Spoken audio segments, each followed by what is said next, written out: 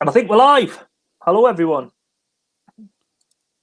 How many people do we have in? Just double check. I think we've got 8 people waiting. Oh. Yeah, I've just had the notification we're live. So, hello, everyone. Welcome back to 1983. Let me move that over because I've missed off my board. So, welcome back to Now That's What I Call a Live Stream. Why haven't I got the comments coming up? Can you see the comments on the side? Oh, yes, I can now. Hi, Chris. Yes, we're back again. 1983, record 2 or tape 2 if you haven't got an LP player. LP, were they called LPs? Back then it was just me. Hiya, Sharon. Did you know them as LPs, Stu? It was just that me mum, because she was old.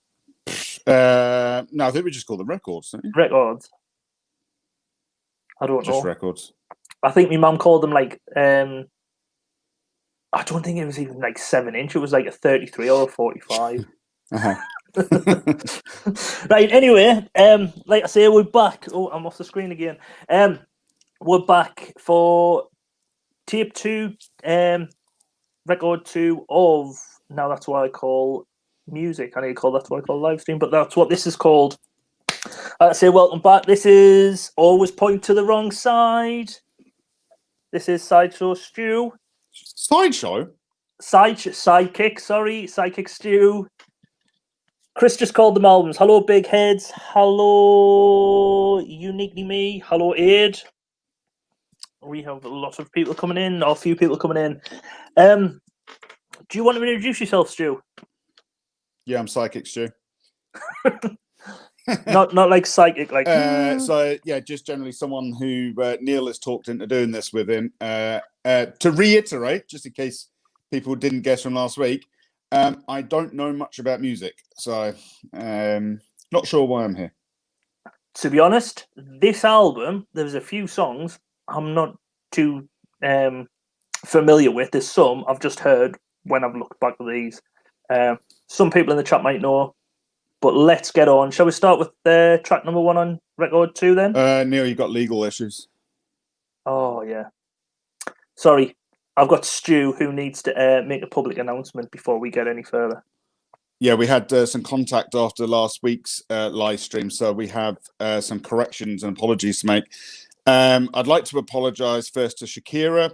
I accept that you were not married to either Phil Collins or Michael Caine. I also accept that neither of these marriages was the inspiration for the Hips Don't Lie video, in accordance with their breaking hips with their old age. I'd also like to apologise to the old Shakira, you know, the geek old one. I accept that she doesn't look like an old leather handbag. Also, I'd like to apologise to Lamal for calling you a pervert.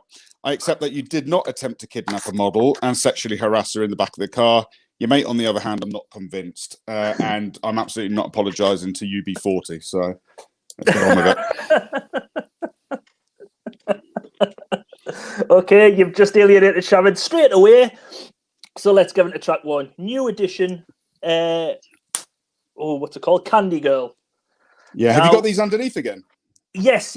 Again, underneath the record tape 2. Yeah, underneath in the description, you can see links to the video. So if you want to click into them, right click and go. I think it's right click, isn't it? Right click and open a new link, or you will lose this stream and say bye to us. But yeah, new edition Candy Girl. Now, the main thing I think of this is just Bobby Brown. He was the lead singer when he was a kid in this, and I always remember my sister saying that, like, oh, new edition, Bobby Brown was in them. Oh, anytime I come on the radio or whatever, she used to always say that. There was also another band come from this. I don't think they had much success over here. They were quite big in America, called Bell Biv DeVoe, and it was consisted of Ricky Bell, Michael Bivins. No, seriously, Ricky Bell, Michael Bivins, and Ronnie DeVoe. Hi, Rich in the chat. Hi, Bill's in. Might have some beef here.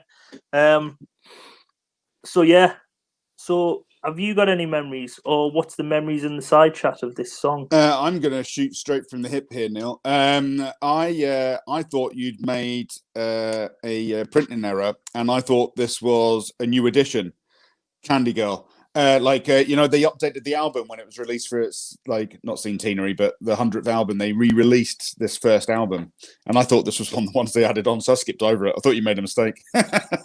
All right. I don't remember the song at all. How does it go? It's really high pitched, so obviously I can sing it. But something like "Candy Girl, you're all my world," something like that. Okay, genuinely, I thought that song was by the Jackson 5. Oh, that sounds like a Jackson 5 song. That's just my silky tones. Whenever I've heard that on the radio, I've just thought it was Jackson 5.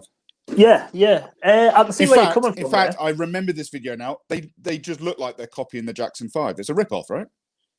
I would say that's what they were probably based on, like a Jackson 5 band. How many of them were there in it? Possibly 5. 5. Were all their middle names Jackson? Any chance? Jeez, what a rip-off. Sharon thought I was spot on. See, I can sing like a 9-year-old kid or however old Bobby Brown was when he sang that. Yes. I don't know, that's something to be proud of. But yeah, 2 minutes into this video, you see them all, they're all along the table, and they like come into screen, they're like out of shot, and then they like come in and then sing to the girls across the table. But if you see this, when they start singing to the girls, they're about 10 and the girls are about 15, 16. Now, it probably wouldn't pass regulators now. I don't think. No, wait, hang on. They're only 10 years old and the girls are 15. Yeah. Well, that's all right then. No, it can't be. What they're singing about? How great their girls are. They're candy girls. Because they're so sweet. Yeah, I can see the point now. Yeah. So another one to add to our perverts list. New edition. New edition. Another one you'll probably be apologising for next week.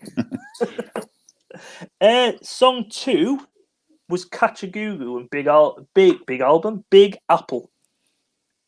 Now, I've never heard this song until I start listening back on this. I've got like no recollection of it. No. Catch a Goo Goo. So they've been on twice now because they were on record 1, weren't they?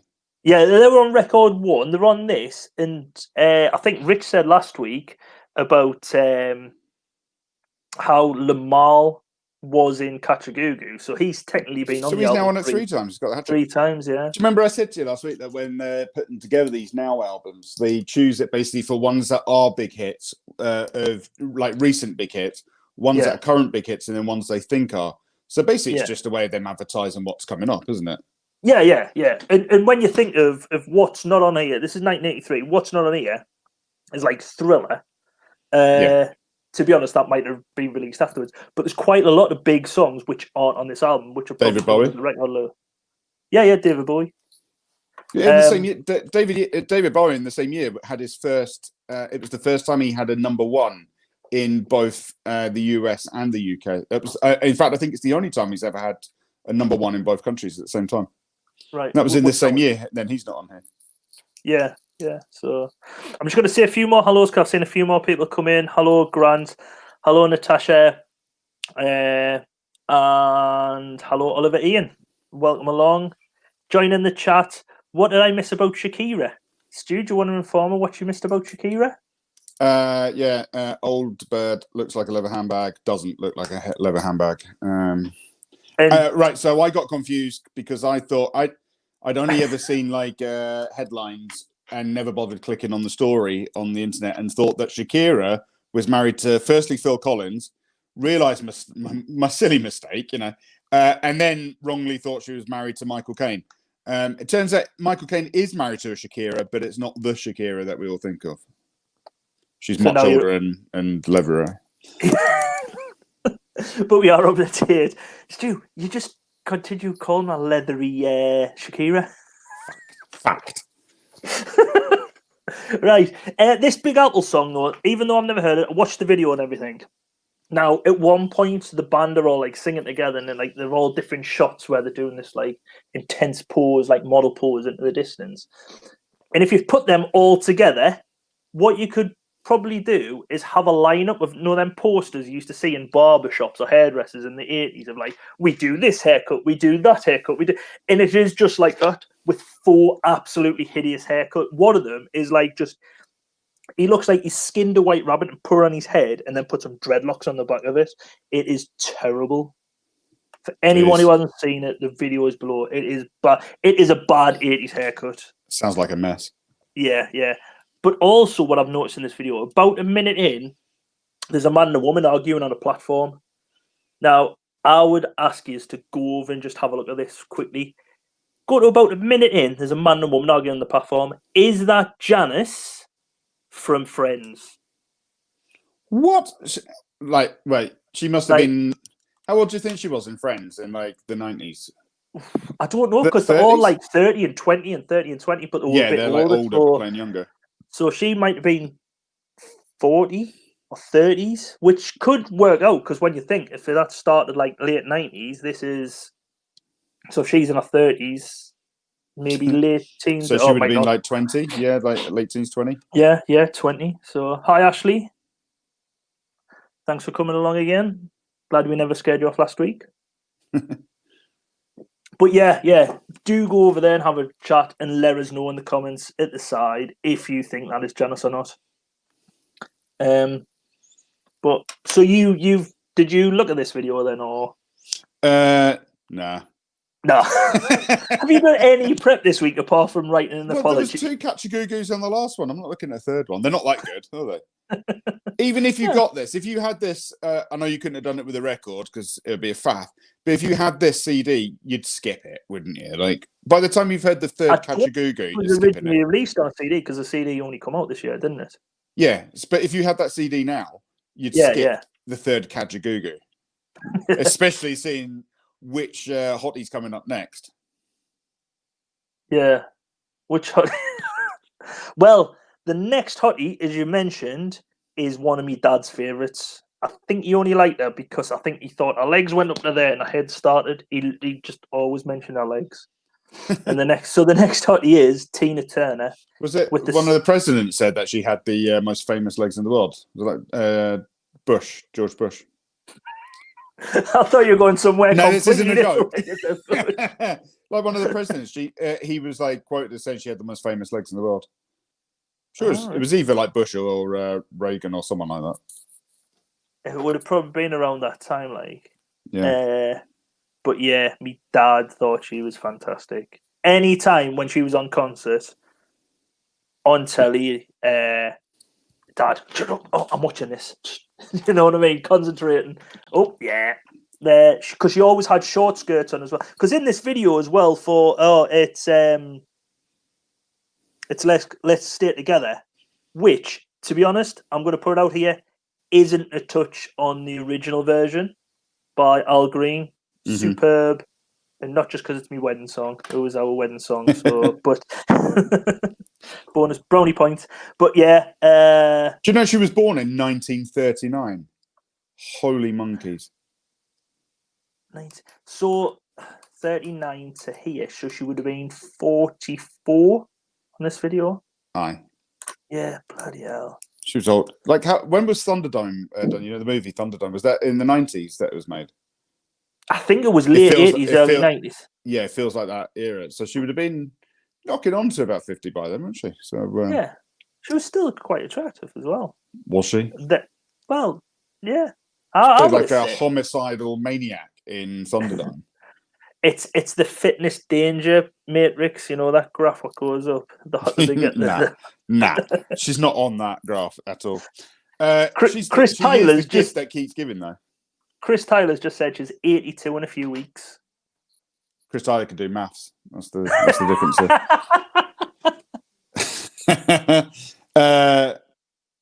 Was it Jenny McKenzie out says, was her album Let's Stay Together about her and a crazy abusive husband? Is that Ike? Ike, I don't think it was.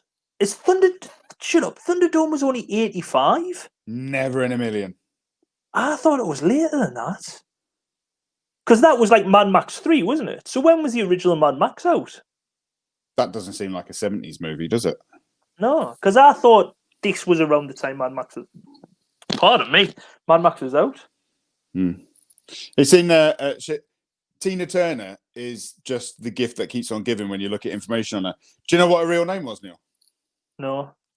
Anna May Bullock. Like Bullock. Anna May Bullock.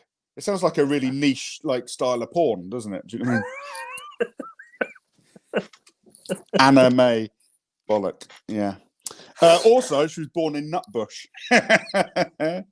Yeah, because she sings that song Nutbush City. Nutbush. Mad Max was 79. I didn't think it was a 70s movie. No.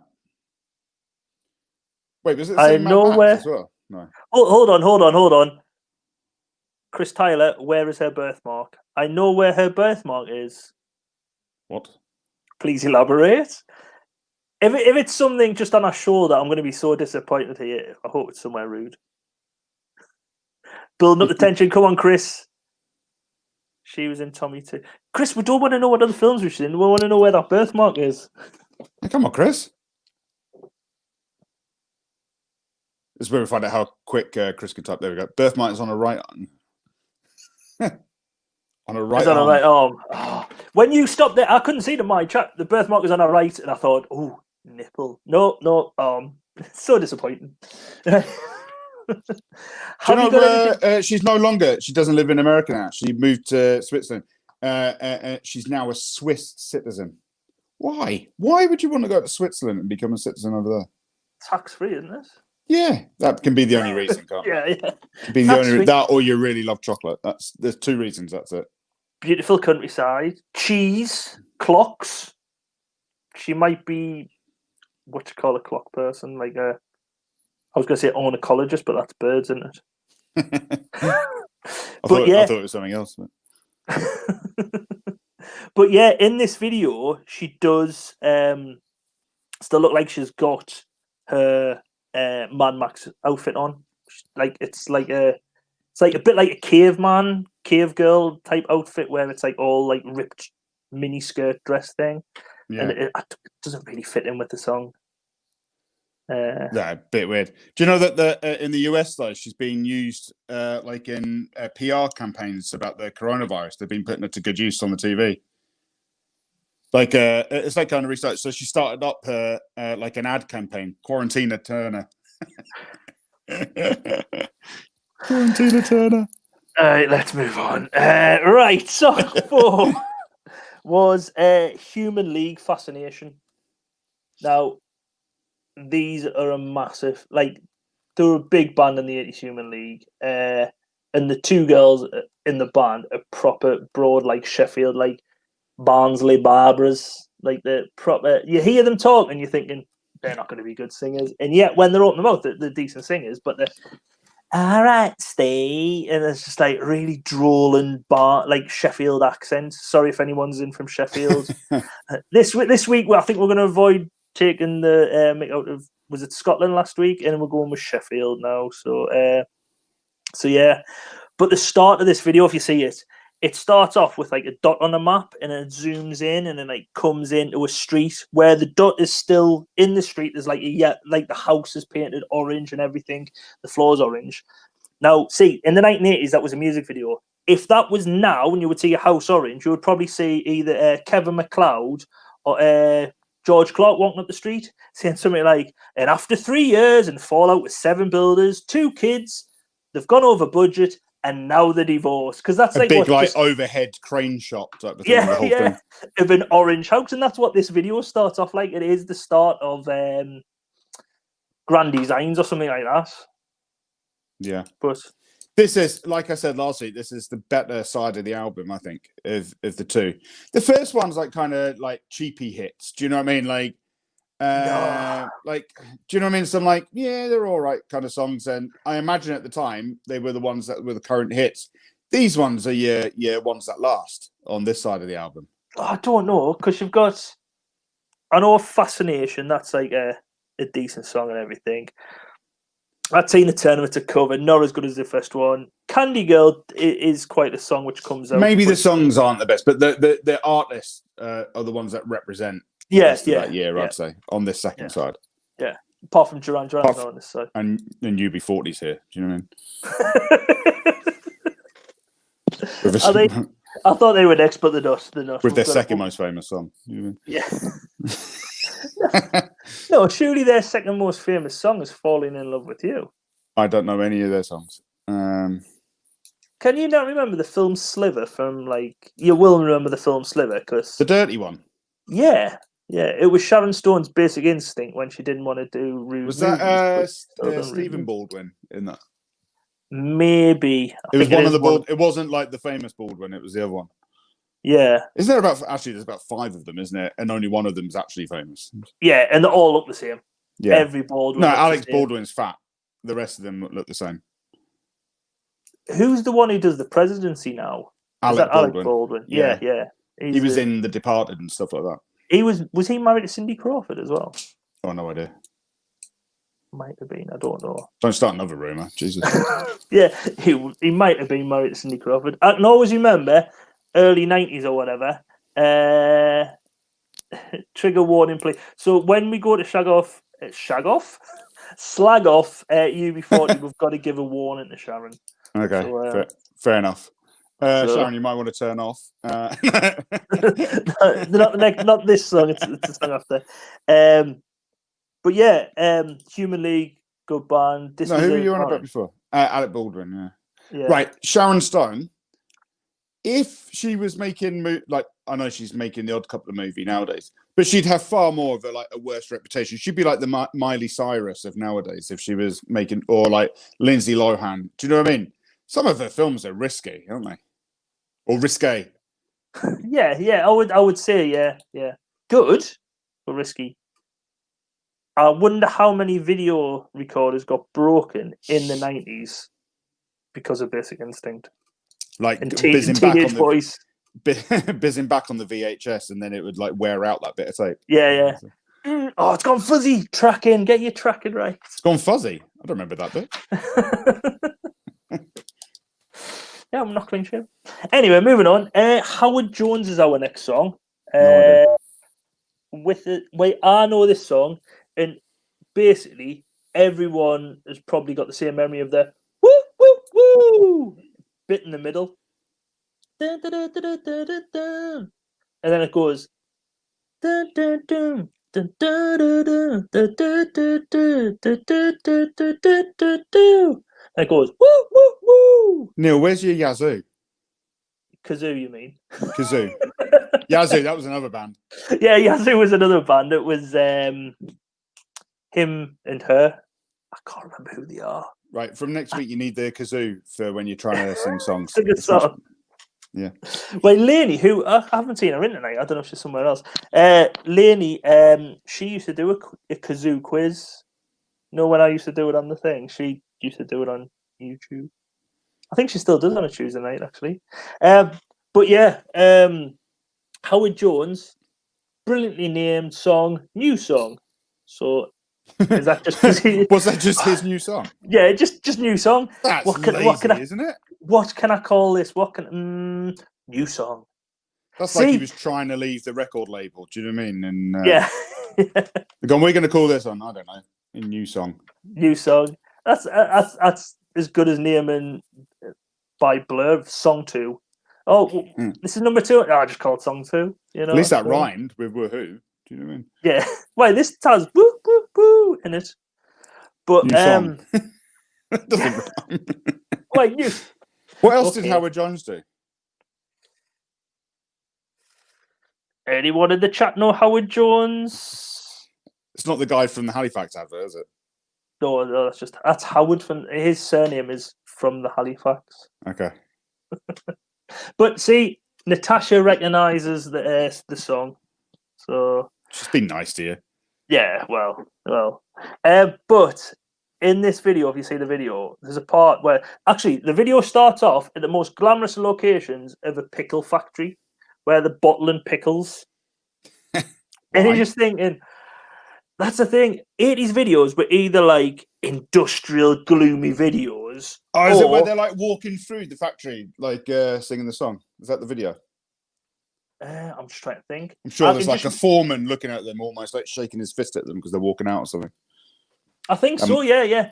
And then they get into like, I'm positive they get into like a Rolls Royce and then go off. And then there's a bit where they're like coming down a platform and it's like the bloke, Howard from the Howard from the Halifax, yeah. Is it? No, Howard from the Halifax. No, Christopher Collects is in, but it's not Howard from the Halifax. All He's right. just in Howard from the We'll Halifax. start rumours like that. That'd be Just funny how- if he started getting like a load of messages like, "Remember that song in the 1980s?" See, Ashley's just confirmed that tape 2 is not as good as tape 1. She said this should have been on an album called Now That's What I Call Shit Music. Or Shite Music. What? It is. There's a lot of songs like this. Howard Jones one is one of the better ones. But he seems like an annoying shit himself because on this video they're walking down like a train platform and he seems to be like, "Way, we're going out, way," jumping into pick. No, like how I used to be when I was 18, the annoying one. Bard. He was like that, yeah. But and just a warning now, Sharon. UB40's coming up. So Stu, your favourite band, take it away. Please don't make me cry. Why is it memories? on here again? Why is the second one on here? I don't know. To be honest, I have never heard of this song. You don't need to listen to two UB40 songs like in quick succession, do you? Like one every so often on the radio is all right. You can get away with that. But two, I can hear Sharon stamping away the keys now. you gave a fair warning. Yeah. Yeah, it's. But I know what you mean about the thing. It just sounds depressing. They're not upbeat, are they? UB40? No. And the video for this is like a really bad Rocky video. How do you mean? The boxing and he's crap up and he's like getting beaten up and then he's in the change room. She's like crying a bit like Adrian, and I think they're trying to be like Rocky, but no. Wait, when was Rocky out? So that was late 70s. That was 70. That was late 70s, I think. Yeah, because the last one was like in the early 80s, wasn't it? So they've just ripped off the Rocky video. Thought that'll get them some attention because our song's crap. Yeah. Okay. Which song? Right, Jenny's saying which song are we talking about? We're talking about UB40, surprisingly. Please don't make me cry. Please, UB40, don't make me cry. Yeah. Don't be listening to the song. Don't make me cry. Sharon says she's saying out. Natasha's saying I was only born in 1980, so I only know them if they were super hits or played 10 years in the oldies clubs. Well, that's the same as us, though, Natasha. Like me and Neil were only born were you 1981 or 1980? I'm 81, yeah. I was 80, you're 81. So like yeah. We only remember like a lot of these early songs on the early Now albums because like our older brothers or sisters played them. Or to be fair, some of them were played for a long time, like at every disco. I think that's one of those things. You know these songs from the 80s so well because nowadays you've got so many songs that just keep waving at you. Do you know what I mean? Like, yeah, there's so many ways to listen to songs and so many different genres and things to listen to now. But back in the 80s, like those songs, you still felt like they were quite new, like in 88. Do you know what I mean? Like, yeah. You played the same songs over and over. Like there wasn't as much of a selection. Well, very different though. They were groundbreaking songs, but there weren't loads. Is what I'm getting at. Yeah. Plus, as well, back then you would get a CD. Well, you wouldn't even get a CD. You would get a record or a tape or whatever, and you would play it over. It's not like now where you can go on Spotify or whatever, and you can just think, "Oh, I just want to listen to this. I just want to listen to that." So yeah, and it's a pain in the backside to change over the record or to skip something. Yeah, well, that's the thing. Yeah, because there's not. I can remember when I got CDs. There's not many CDs I would listen more than once from front to back, like the whole way through, especially from artists. So you'd have to say, basically, who was it making the albums at this time? Was it EMI and Virgin? Who were making them at this point? I think Virgin it were would be, definitely one of the first ones, weren't they? I don't know, because like I said last week, it's only a prop because it's not like I haven't got the back cover. I've only printed the front cover. Yeah, it was Virgin and someone else. Maybe I think Polygram this was or EMI Sony. actually who done this. So. Yeah, so they were like they were sharing them between. They realised that they could put out basically half the content. They were two separate rivals, but realised they could put out half their content on each album, type thing. But I feel like they've got hold of it because they knew that you couldn't skip very easy. So they've thrown UB40 in there, knowing that you can't skip. It's almost immoral. Well, the good news is they didn't have many more songs, so they're not likely to come up on many of the other albums. I think we'll possibly see them in early 2000s when Sliver was out, because I think that did get to #1, like Falling in Love with You. So, also, not the best version. Elvis was the best version of that. So we've got 17 now albums before we get to that point. We've got a hell of a lot more because it's 4 year. Oh, okay. What? It's 4 a year? There's about 4 year, 3 or 4 year, yeah. Jeez. I think this is the only one.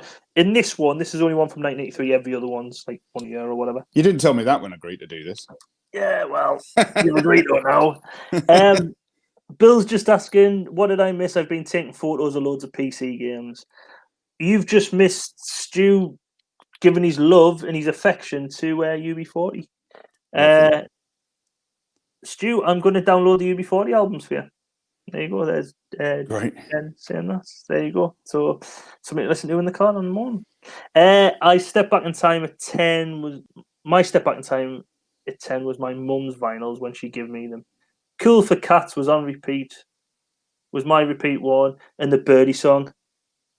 And Ashley is off to bed. So sorry, Ashley, if we've bored you. Maybe another UB40 fan who's just gone as well. So next, Neil, are you going to review the now Christmas albums? What I was thinking of, maybe because there's, I don't know whether to review because there's been about 7 or 8 now albums. We might do them in December or something, just do a collaboration of all Christmas songs or whatever. But that is a good call for December, I think. Well, there been 7 or 8 now Christmas albums? Yeah, there's been quite a few, yeah. Oh, we could just crush them together, couldn't we? Yeah. Pick the most popular songs or whatever, or just pick whichever songs we want. But yeah. There's got to be some winners on there. Yeah. Yeah. Rock and Roll Christmas by Gary Glitter. Oh. It's a brilliant song, just he's a twat. He's a bit of a dick. Why did he have to do that? Hello, Leone. You've just come in when I'm mentioning Gary Glitter. Hi. And hello to anyone else who's just tuned in whilst I'm mentioning Gary Glitter. Last week, it was Jimmy Savile. This week, Gary Glitter. Next week, Jonathan King. Next song is Peebo Bryson and Roberta Flack with Tonight. Now, this song is quite similar to Endless Love, I think. Do you know this song, Stu? Yeah, this is another one of those late night in the car, listening to Metro Radio or something at half midnight on a Sunday, and they've got nothing else to play but love songs that no one knows. Yeah, it's one of them love songs on local radio. That's what I've put down because they're cheap. Yeah. But it's a memorable song. I think a lot of people around this time will know it. Hiya, Junie, will know this song. I think a lot of people will do, but it is one of them ones where it's like, oh, I'm dedicating this to Sean. He was the love of my life, and just you know what I mean. It's just he's left us now. Yeah, with 3 kids. But I can hear him from the other side. He died 2 years ago. Alan Robson, Nate Ells. You're here with your flashing blade. For anyone not from the Northeast, that will have just gone over your head. Alan Robson is a DJ from the Northeast, and everyone knows him. And he spoke to the dead. Yeah, and he used to always do "You're here with your flashing blade," which I have no idea what that meant. I don't think anyone did. But yeah. So next we move on to Tracy. Wait. Roberta Flack. Sorry. You're missing some great facts here. Roberta Flack is the real mother of Carolina Flack. No shit. No, she isn't. I do remember to listen to Late Night Love on my personal stereo when I was broken hearted. And love Oh, song. come on, you got to tell us about the broken heart now. Yeah. What about this song, Tonight I Celebrate My Love? It was probably on there. It was on them sort of like the Love album, 49 Right, greatest love songs. Did this song cause you to be broken hearted? Like, did it break up the relationship, or did you break up and you're driving home and this song was on? Well, she said it on personal stereo radio. Personal stereo radio. It's a bit of everything, that, isn't it? I used to like his voice when I was like 16. Went to a road. Oh, this is lady confessing. She used to like Alan Robson's voice. Went to a roadshow and was met with a ginger Freddie Boswell to be totally disappointed.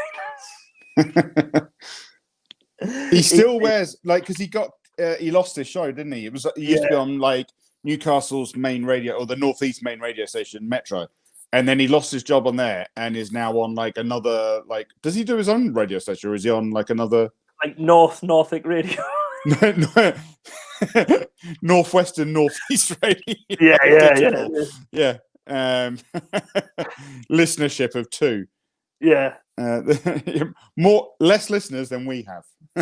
Yes. Thank you for coming and staying with us. Yeah, and he does it online now. So he is just the same as us. He does it online now. Apart from we don't pretend we can talk to dead people. Allegedly. Yeah. So, he does it online now. What does he do online? It's not like a fans only site or chat debate. Don't worry about that. He does it online now. like all the best old DJs. Yeah. Next song is Tracy Allman, They Don't Know. I thought she was an artist. What, like a musical artist? No, like an artist. Who's that one that did the messy bedroom? The one that cleaner tidied up. Aye. It was Tracy. Oh, I'm thinking Tracy. No. Oh, Tracy. Dick Tracy. No, not Dick. It's Tracy. Oh, what's her name? Tracy. You've thrown us now, Stu. I'll have to come back to that. Emin. Yeah, Tracy Emin. Tracy Emin. Yeah. No, Tracy Allman. First thing what springs to mind, she was a comedian and she had a show. She went across to America, made it big over there, had a show over in America, and that's where The Simpsons started on. So when anyone says Tracy, you're too late, he's always answered Tracy Emin. See, I didn't know Tracy Allman was a singer until this. Hello, Coin Patrol. Still don't know who Tracy Allman is. Who? She was on The Simpsons, did you say? No. She was a comedian over here. She was like with Victoria Wood. I don't know if it was Victoria Wood. French and Saunders were all like Ruby Wax, all like in a comedy bit. You know what I mean? Yeah. They were like the female young ones. And then she made it big in America and had her own Tracy Allman show. And that's where the what you call it started. The first put on run. Mm-hmm. So, and then she became like a singer. No, I think she would have been a singer before this because 1983. So I think she must have been a singer. But I didn't know she was a singer. So a failed singer. Like she's on a Now album, so she can't be that failed. Well, that's true. But then so is Bob the Builder. And so's UB40 twice. And UB40 3 times. But yeah. So, do you know about this video at all or not? Nah. No. Like, I know nothing about music. Yeah, you know nothing about any of these songs. And I'm just here to be mildly confused. So your next one is one of your tracks, which you said she was popular for a little bit, but singing wasn't her main work. I thought that. I didn't think she was known for singing. So did she just have this one hit, or did she have a few then, Leone? Who? What? Will Powers? No, Tracy Allman. Tracy Allman. Okay. I'm keeping Will Powers just tucked away because I know you've been talking about that and you love that song. It's the weirdest. So, Stu, please give us your thoughts on Will Power's Kissing with Confidence.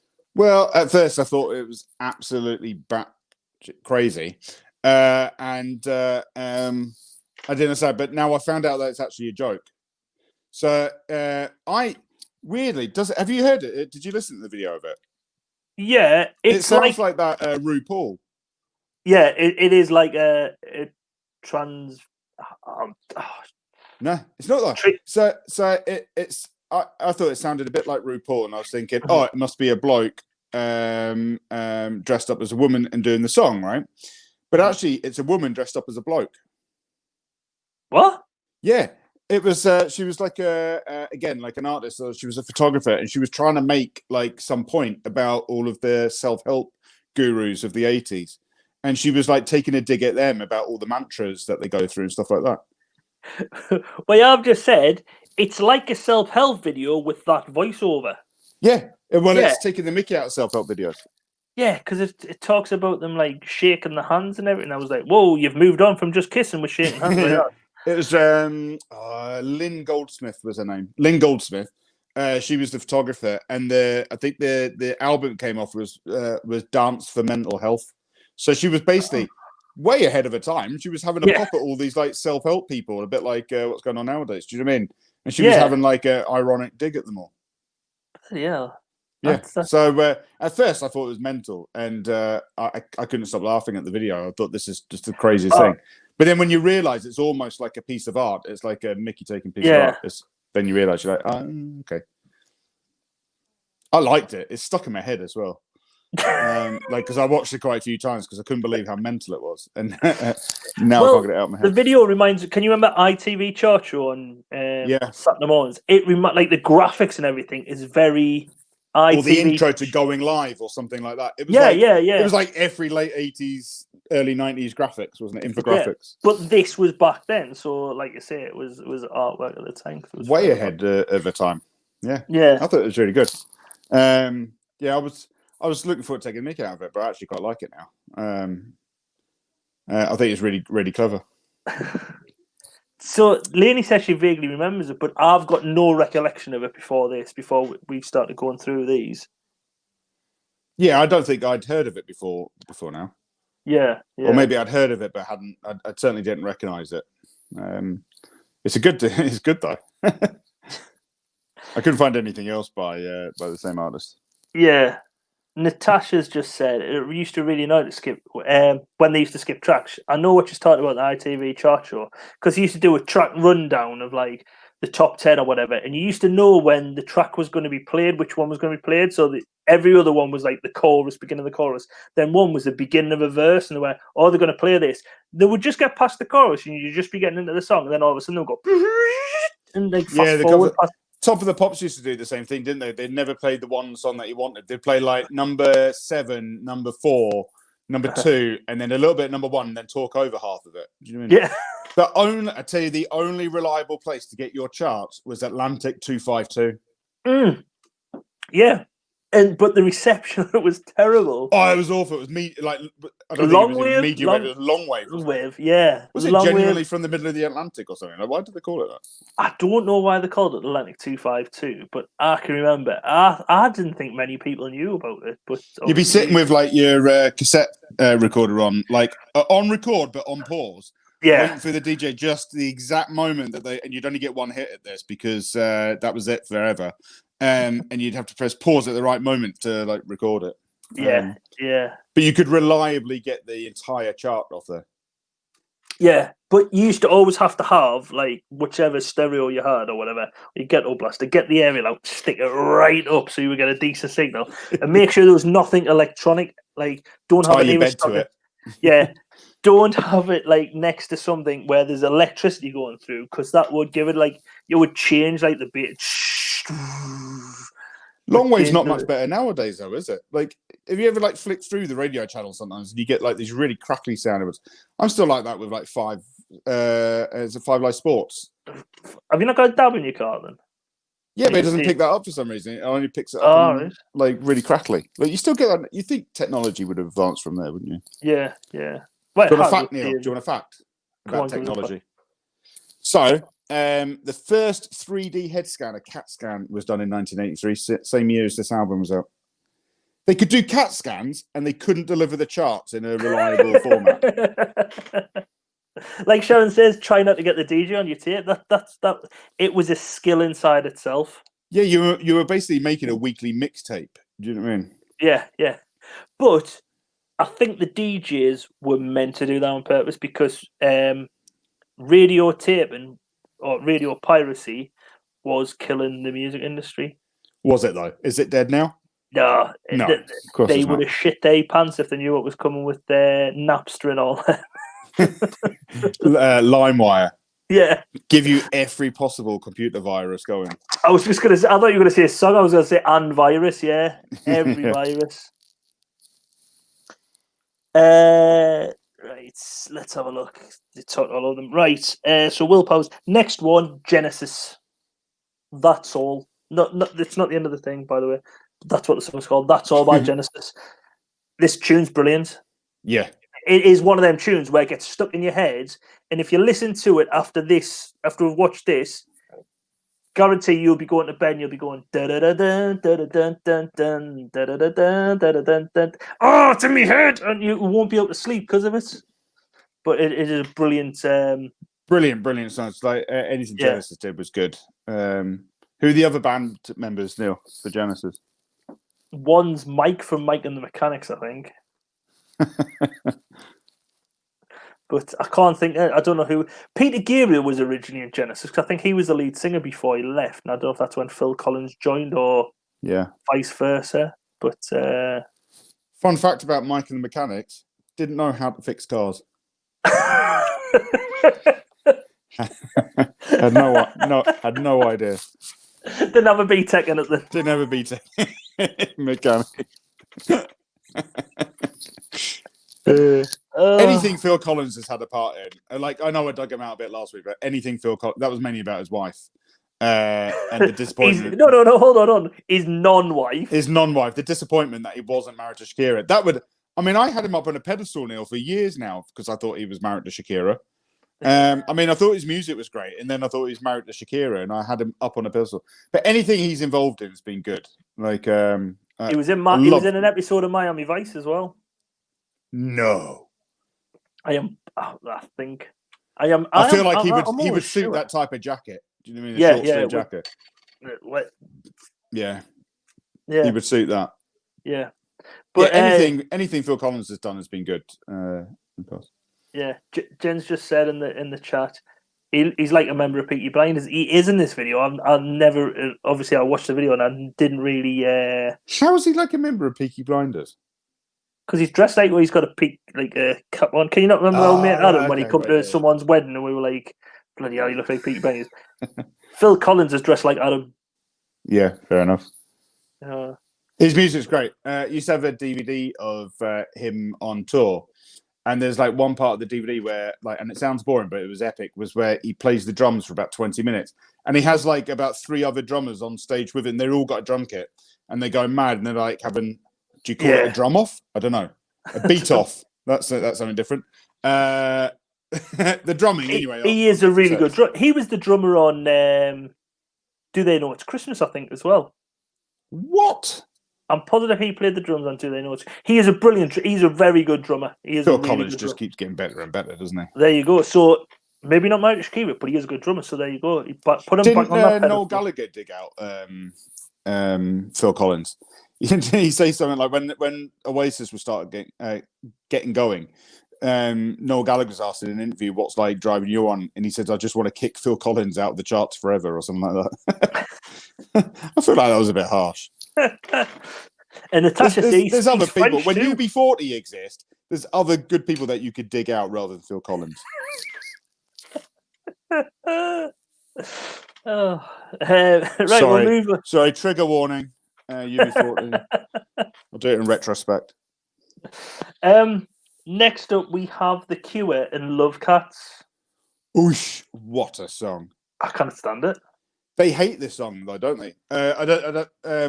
It's Robert Smith, The Cure, isn't it? He hates this song because he says that they basically he wrote it drunk, they videoed and recorded it drunk, and he's like embarrassed about it. I think it's brilliant. I love this song.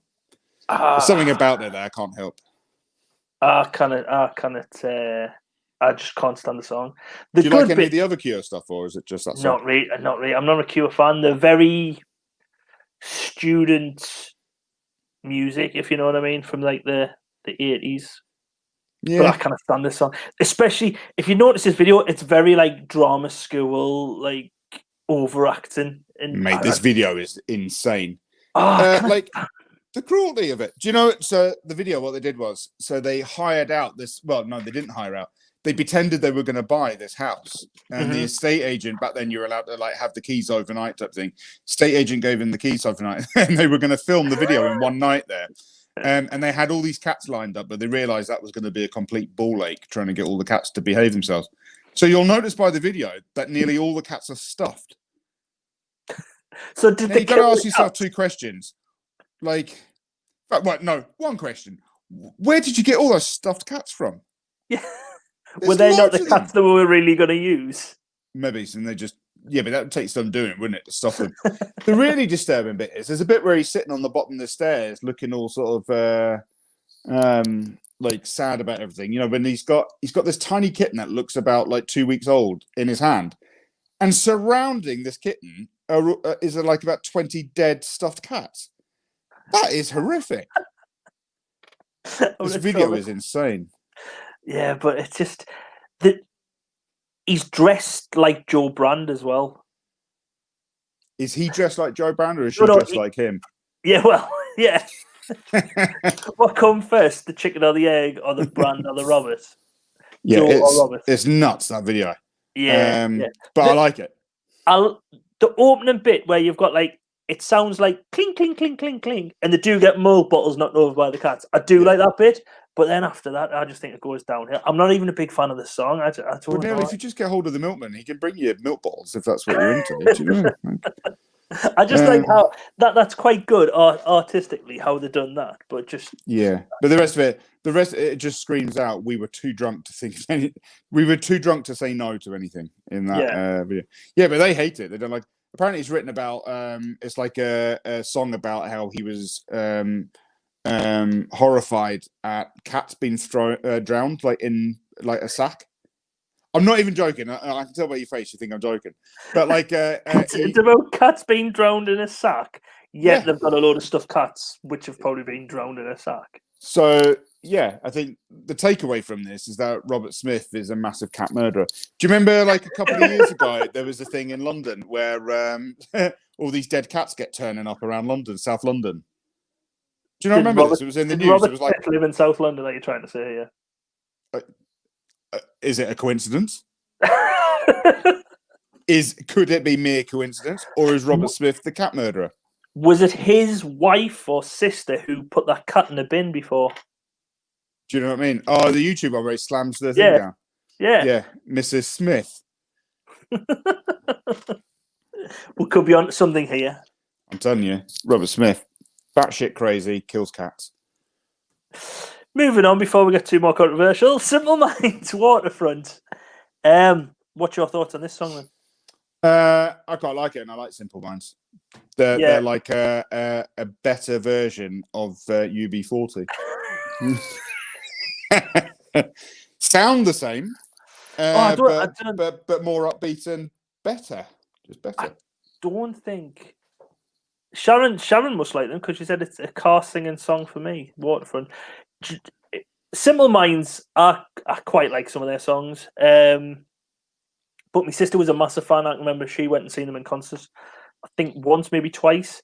But what this song reminds me of, like the intro of it, it's mid to late 90s Monday Night Football with Richard Keys and Andy Gray. Yeah.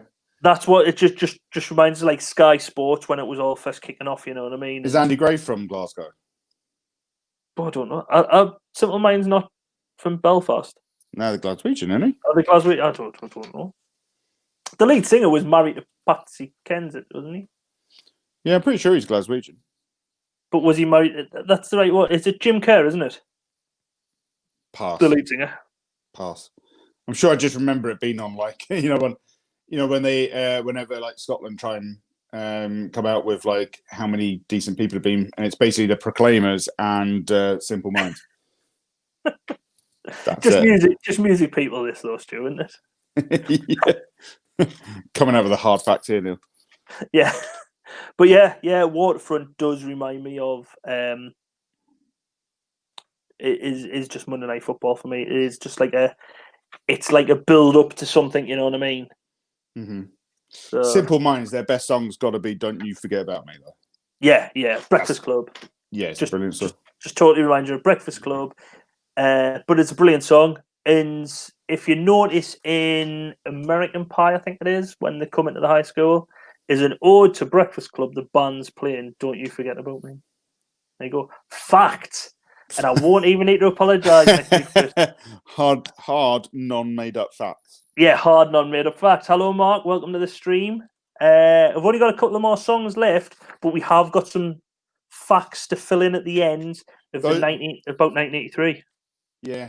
Those of you that like your music will be interested in tonight that the bass line in a D note is played the entire way through Simple Minds Waterfront. Just one note. Again, lazy. If you can do it and get away with it, do it. If there's anyone who I work with watching, that's not how I work, mind. But if you can just be lazy and get away with it, do it. It's like everyone in the 80s was lazy. Do you know what I mean?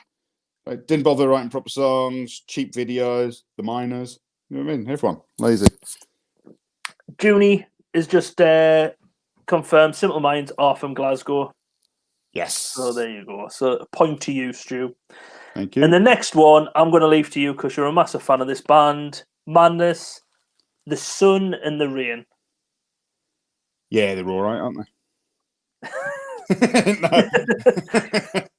I love Madness. They're one of those bands that you kind of like, you hear the odd couple of songs, and sometimes I think it's almost too comical.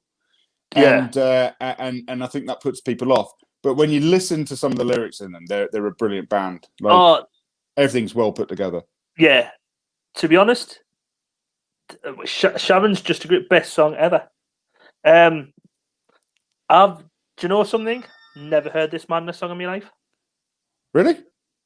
I've got no recollection of it. I can't really remember it. I just thought it was a Madness song. I might not know the tracks, like the title track, like the title to, but I'll know the song. But once I've listened to it, don't know it. Do not know it. I'm pretty sure that Madness songs will come up quite a bit on the now. I've purposely not looked ahead on these albums. Yeah. Because I can't be bothered. But I've purposely not looked ahead because I like it to be. What I'm trying to do is listen to them like during the week before we do this. Yeah. So and then they become a bit of a splash. You go, oh yeah, like rather than think ahead. But Embarrassment's my favorite song by Madness. What a song! The story that it tells. I hope that comes up on an Now album. It's a song he's singing, isn't it, about his sister? I have not got a clue what Embarrassment is. It's about his sister comes out as a lesbian, and it's about like how the family react to her because they basically like hoofed her out the family and stuff. Really? Go back and listen to the lyrics of it. It's like really emotional, brilliant writing. They're a great band. Madness, really good. Madness, like I know, I love the songs. Think they're a great band, but I've never listened to anything which isn't like Baggy Trousers. You know, all like the fun ones. Yeah, the like fun where we just go jumping around a bar. yeah, where you just go and you know what I mean. Yeah, and that's the thing. But I think they are a band which just had fun. Yeah, they thought, well, look, we're just going to have fun. Why we could last? Yeah, I think they were clever. I think they made those kind of songs that got you up and jumping around because people would buy the album. And then when you listen to the slower down songs, like that's where the gold is in Madness. They're a really, really top band. Good, well put together. I'm gonna have to listen. And unique. No one else sounds like them. No, well, there's bands sort of because there was a big ska movement, but there's ska but not ska, really, aren't there? Yeah, that's it. They've got their own. You can't miss. You don't get confused with Madness, right? Yeah. Ironic, really. Don't get. I think you and Sharon have found an olive branch because she loves Madness, the Prince, Do you know Okay, well, if that Sharon wants to apologise for liking UB40, that's fine. That's... Embarrassment, the list goes on. Got Madness singing away in my head. His sister has a mixed race child and was having the 70s. Does it mean she had it in the 70s? Because that would have been like a tough time as well. So was that like a true story about our sister coming out as well? I think so, yeah. Yeah. And it's all about how like the mum and dad react and the auntie and uncle and things like that, and like how they feel in the face of the neighbours and stuff. Really good. I'm sure it's about his sister, but if not, it's about someone he knew. I remember him talking about it. It's a top song. Yeah. But can I go back to The Cure for a second? Yeah. Because when I was looking up some fun facts of The Cure, I found a website, right, which just seems to be as if it was written by Robert Smith. So I'm not sure whether it's some mentalist fan or whether it was Robert Smith, right? So it was on Music Fan Clubs. It's the 10 frightening facts about Robert Smith. Okay, frightening facts, that says. The eve before his 33rd birthday, Robert began crying while brushing his teeth, and earlier at the night had a bad case of the hiccups. Like, is this him fact? Or is it the bad? Yeah, is it a fan? Like, I mean, what kind of a fan was looking through his windows? Like, to find out they'd been crying, you might have been crying because someone was staring at you, paranoid, and had a bad case of hiccups. Fact number 2. When friends visit his home, he plays Paula Abdul and Kathy Dennis, and he also likes Pavarotti. Did you write this? No, I swear to God, this is facts by either a fan or him. His mum knitted him 10 pairs of socks for him to take on tour. When he this is one of my favourites. When he eats too much and porks out, the press call him Fat Bob. It hurts his feelings, and now he's on a diet. Batshit crazy. Yeah. Oh yeah, he sticks his fingers in his mouth while talking, which makes him look silly and stupid. What? Madness. No, it's The Cure. The Cure for what? No, Sharon's just said embarrassment is about her sister having a mixed race kid. What? Not embarrassment with Robert's whatever. Embarrassment, the song's about his sister having a mixed race kid. There you go. I knew it was something controversial. Yeah. So Robert Smith, his 2 unrealized desires are to fly to the moon and to have an identical twin to whom he could share a single woman. He's definitely written this. It's mental. It's like on the Cure said, fans discussion site. It shows you how mental that band was then. It shows you what you could get away with in the 80s. So the final song on here, Teaching the Teacher, Sharon. There you go. Oh, there you go. It's just a mutual appreciation that found a common ground. The final song is Culture Club Victim. Now, this is another song I have no recollection of. Even listening to it. Yeah, no, it didn't ring a bell. I think this was one of those, it's a maybe going to be a hit. Yeah, this is going to be a hit. It wasn't. They've had a massive hit with Karma Chameleon. So Sharon says he needs a GoFundMe page to get him to the moon. Maybe Elon Musk's a fan and he can take him to Mars rather than the moon. We never know. But yeah, this Culture Club song, and didn't know the song. The video was quite weird. It was a bit like, it reminded us a bit of Diamonds Are a Girl's Best Friend.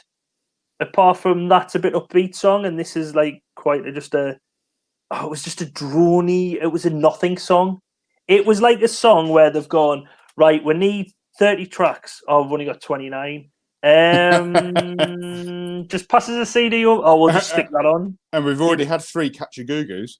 Yeah, pass that over. Oh, it's Catch-A-Goo-Goo again. UB40 don't have that's UB40. We can't have them. Oh, Culture Club. Oh, we've only had them on once. Hoy that on. And it's just a nothing song. I just don't think it's good or nothing. But pointless. Absolutely pointless. Absolutely. But yeah, that is. Bet George never thought he'd have his own victim. Chained to a radiator, I heard. So. Allegedly. Allegedly, yes. Allegedly, he might have been a rent boy. We don't know. But yes, that was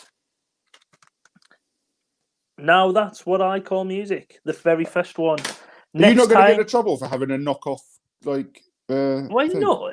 It's not like I'm playing pirated music or anything. It's just a screen. I could have put it on the screen. Don't worry. It's just props. But yes, so that was from 1983. That was track 2. What else? Have you got anything else? What happened in 1983 then? Everything happened in 1983. The biggest film of like the best film of all time, Return of the Jedi, came out that year. Yeah, I've got some more films. Scarface. Yeah. War Was that Games. 1983? It sounds like it. The music sounds Yeah. 1983, doesn't it? War Games. Matthew Broderick. Yes. I always forget that he's in War Games. What's is it Daryl? What the computer's got? No, that's a different film, isn't it? Daryl. That's another film about like computers. There's Trading Places. Yeah. Which was originally going to be called Black and White, and it was wrote for not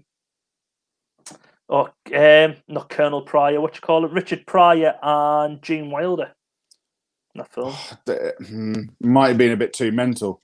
Yeah. A bit too much cocaine. Flashdance. Not saying that Dan Aykroyd and Eddie Murphy weren't cokeheads, like, but everyone in this time in the 80s, it was just like a part of the rider.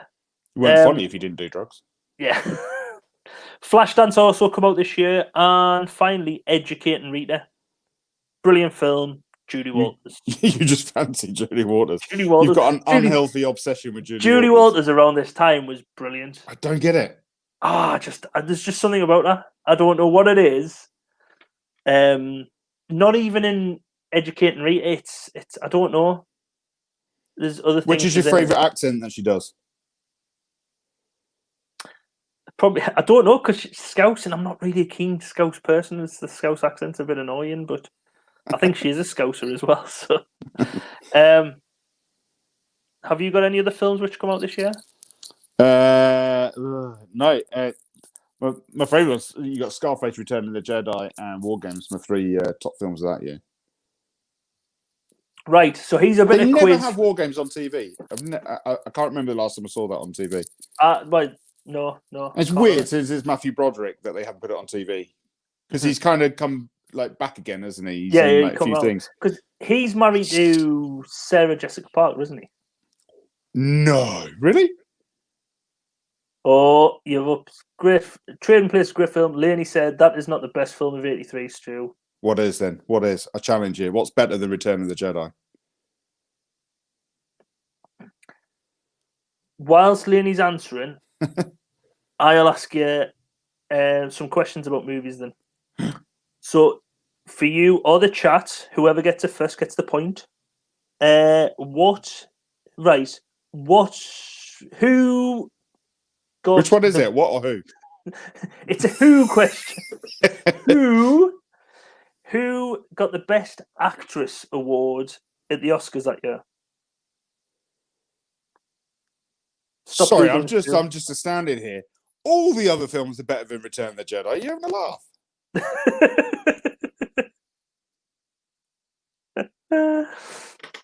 My chat must be behind you. I've never seen any Star Wars. What? Jeez. Good answer. Oh, and Sharon, you and Stu's just made up, and then you go and do that. Oh no, broken-hearted. So the weird thing is, like, we were talking about this before, and you were saying, like, oh, what kind of, like, we had a brief discussion a couple of weeks ago about what bad listeners would look like for, like, a podcast or, like, a live stream. And we decided, like, you know, white supremacists and stuff. It turns out just our listeners are the worst. Do you know what I mean? Like, they don't like They're not Star white Wars. supremacists, Stu. Our listeners are white supremacists. What are you even doing on the internet if you don't like Star Wars? Star Trek, that's fine. Yeah, no one likes Star Trek. Yeah, no, I don't like Star Trek neither. No, Star Trek. But yeah, since Junie's just come in and got the answer. Everyone else was arguing amongst Star Wars, and Julie's answered me question of who got Best Actress, and it was Meryl Streep for a role in Sophie's Choice. Oh, that's tied in nicely to your Julie Walters, isn't it? Wasn't Meryl Streep in Mamma Mia? Yeah, Mamma Mia with Julie Walters. Yeah. Yeah, she's not. She's a bit. Who's aged better in Mamma Mia? Which one of the two is aged better, Meryl Streep or Julie Walters? Mind, I don't think. I'm just gonna point out, I don't think either of them were ever that attractive. But I don't know. I've never really watched, even though my daughters love both Mamma Mia and Mamma Mia. Here goes again. Never sat down and watched it. is there ever been a film where Julie Walters is meant to be playing like a bad role, if you know what I mean, like a not nice person, or? Don't think so, because she plays like the ballet teacher. Yeah, she's a bit shouty in Billy Elliot. Yeah. Yeah, she's a bit shouty in that, and a bad accent. The thing is, she's a great actress, and I'm surprised she didn't get more big roles before what she did, because she did do really well. Yeah, because I think Meryl Streep, now I keep thinking of her just as like Margaret Thatcher. I've never seen that either. Never seen that. Yeah, I've only seen the trailers, but I think of her more as that. So who got Best Actor in 1983 then? It's got to be Al Pacino, eh? No. For Scarface. He didn't get it for Scarface. This movie might have been out in 1982. I don't know. The clue is this film also got Best Picture. Oh, Jesus. That could be... Most of the time you get Best Actor and Best Picture. Yeah. Give us another clue.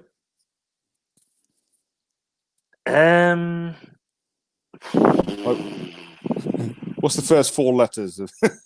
No. The actor is also... His first name's also a dog's name. But you could call a dog anything. I was going to say Rocky there. Yeah, it's not Rocky. Stallone did not get an Oscar for Rocky.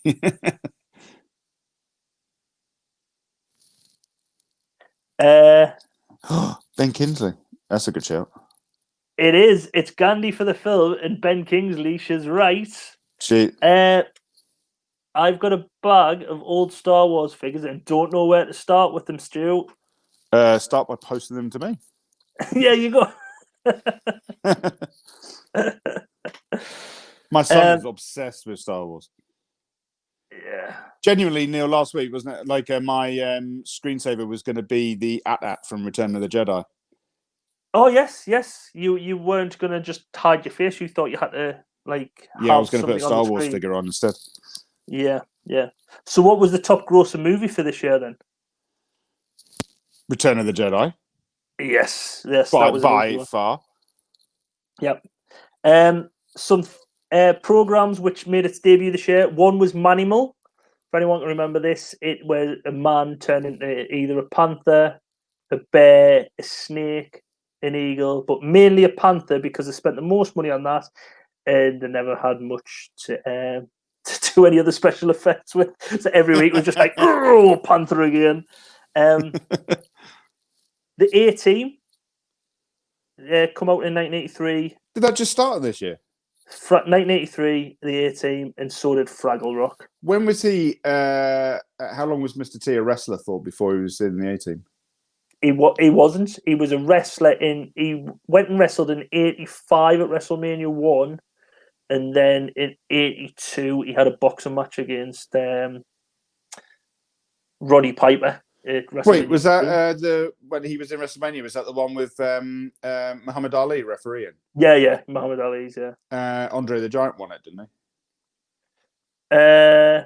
No. He was definitely in it. Who the hell threw Andre the Giant out of the ring? No, that wasn't the Royal Rumble. That you're thinking of WrestleMania 2. There was a Battle Royal and Andre the Giant won it.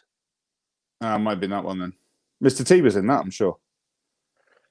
Or was he in a tag team before it? No, he was in a boxing match in WrestleMania 2.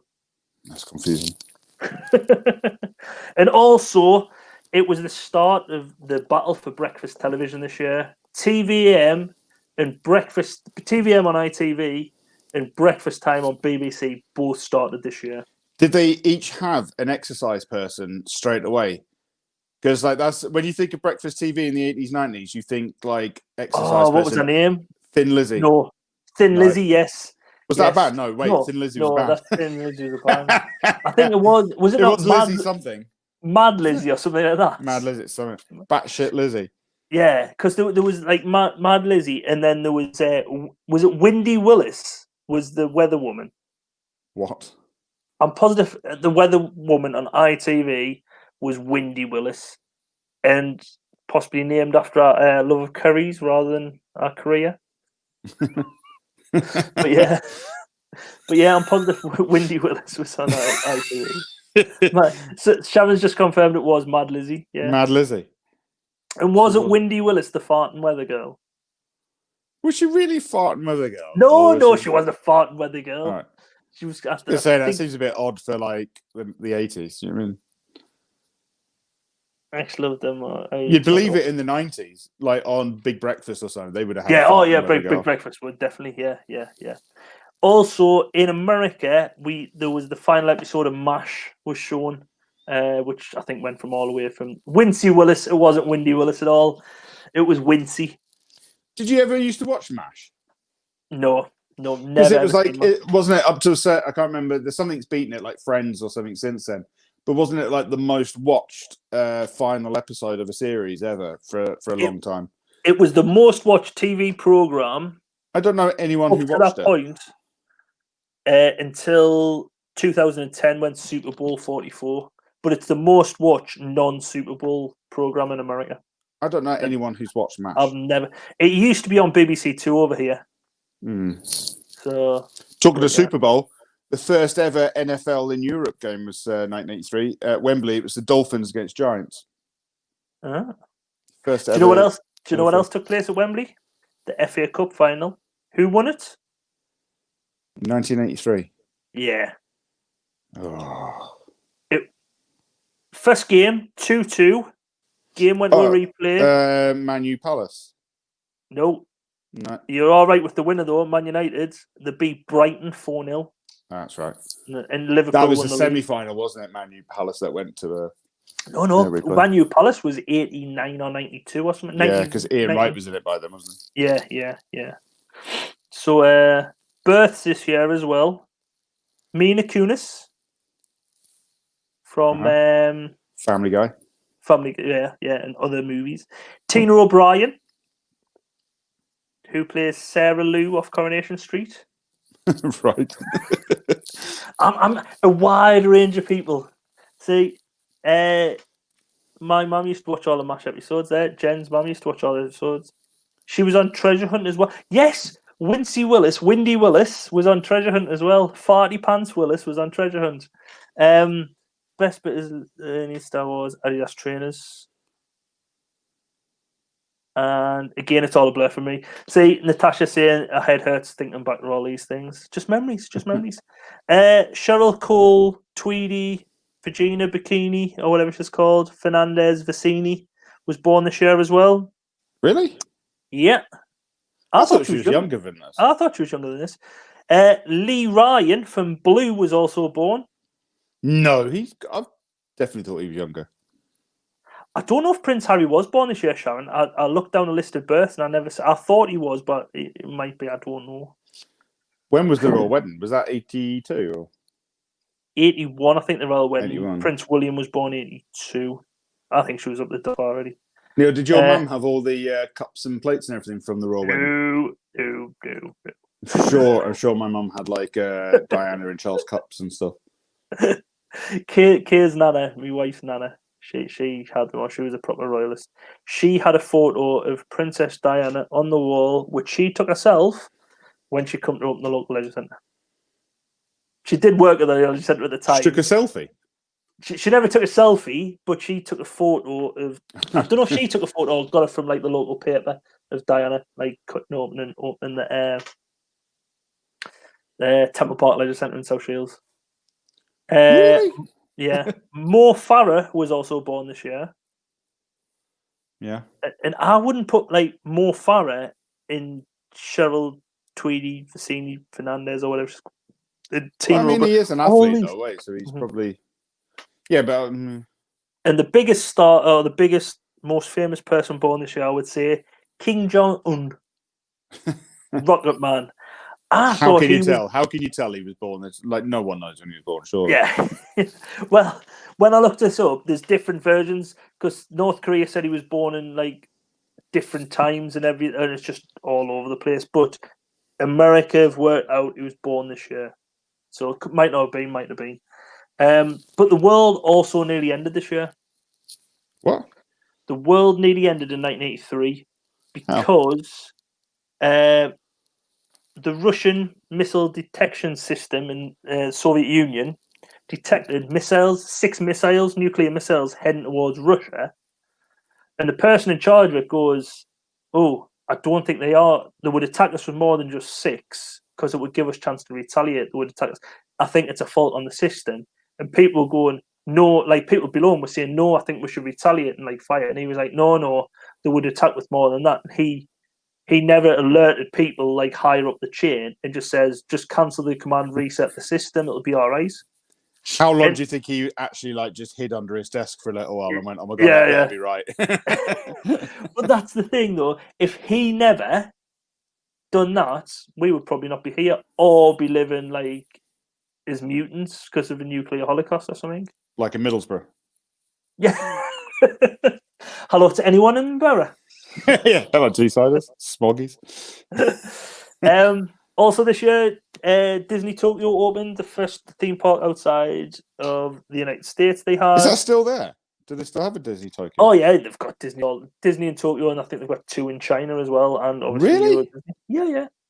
I wouldn't have thought, like, especially China, I wouldn't have thought they'd have it so Americanized. You think they'd have their own version of it? Well, they probably have, and China kind of, and Disney kind of do nothing about them.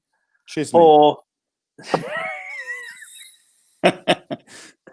also, this was the year Michael Jackson performed the moonwalk on stage at the 25th anniversary of Motown. Can you do the moonwalk? I can do the moonwalk. No, I'm not doing this. Show us, or it doesn't You happen. wouldn't be able to see on this because what? I'll try. 2 seconds. 2 seconds. I'll do it sitting down.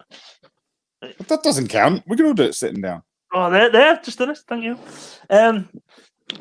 And also Madonna debuted this year with a single "Lucky Star." So she come to that.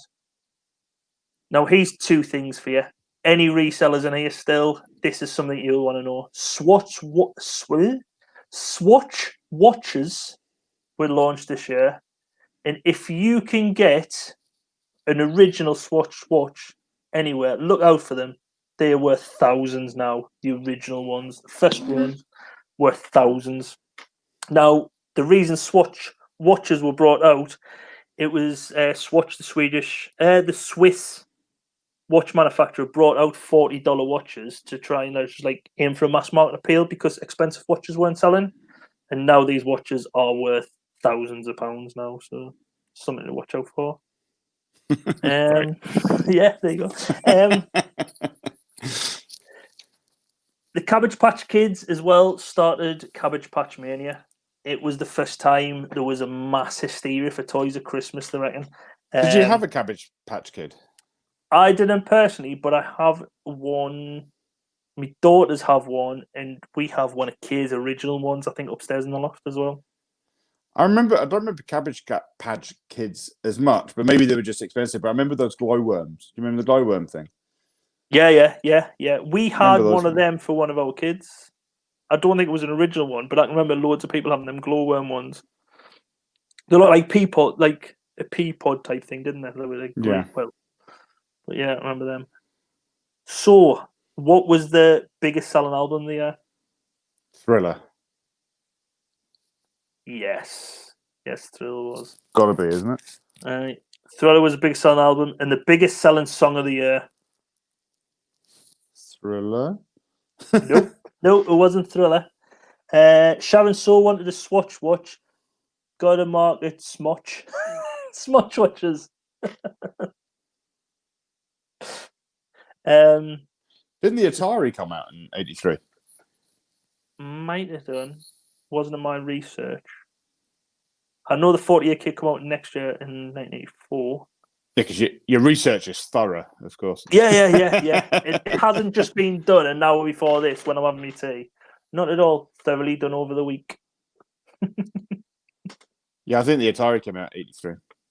Yeah. Sure, we had one at home. Didn't that have the Pong tennis on it? Yeah. Or we never. We just went straight for a Spectrum 40K because it was British. I think the only reason we got that because it was British built. Woo, British best manufacturing in the country. Yay. Never as good as Commodore 64. Anyone know what was the top selling song of the year then? Anyone in the chat want to have a guess? And I'll also throw you out this final question as well.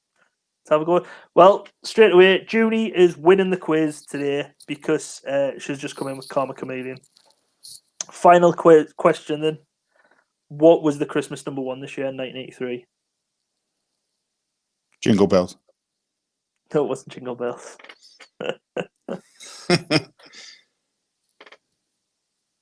Karma Chameleon. It wasn't Karma Chameleon, no. Oh, Let's Dance. It wasn't Let's Dance, but I think that was out this year as well. Yeah. Is that the song which was number one over here in America? Yeah. All right. I was thinking, how do you know that was out this year? But then you said that fact earlier on. Nah, no one's going to get that now. No, come on, someone. It was a cover version. And I'm positive. Yeah. I'm sure it kept Last Christmas off Christmas number one as well. It wasn't Human League, Sharon. No. It was a one-hit wonder, I think. I can't think of any of their other songs. So is there anyone out there who can get this final question before we go? Lol, it was Only You by the Flying Pickets, unless I'm here out. No, you're not, Junie. You get full marks for this quiz. Well done. Junie needs to get on a quiz show. Yes, yes. You need to be on Who Wants to Be a Millionaire, Junie. As long as it's music questions. Yeah, as long as it's music questions. Unless Junie's good at other stuff. I don't know Junie, but No. maybe she's good at everything. She's good at movie questions as well, because she got them right as well. Yeah, and Sharon saying it was Flying Pickets. Da-da-da-da. Da-da-da-da. Right. Oh, that is a good song. So, 2 minutes to 11, and I know some of you will be heading down under to go and see Mel with her chat. So thanks very much, everyone, for joining us. Any final words from you, Stu? No. Thank you very much, then. No, we look forward to seeing everyone next week. Yes. And I don't even know what's on next week. I haven't looked yet. Yeah, I haven't looked neither, so I will put a thing out later on this week and with the track listing so you can have a look beforehand and be as just research as what we are. But thanks very much, everyone, for joining. Thank you very much, Natasha. Thanks very much, Junie. Thanks very much, Sharon. Thank you very much. Who else might still be in here? Mark, Jenny, Leone. Anyone else who I might have not mentioned, thanks very much for joining. We'll see you next week. Hopefully, fingers crossed. UB40 are the worst. And that's Stu's final words. So thanks very much, and we'll see you later. Bye, guys. In broadcast.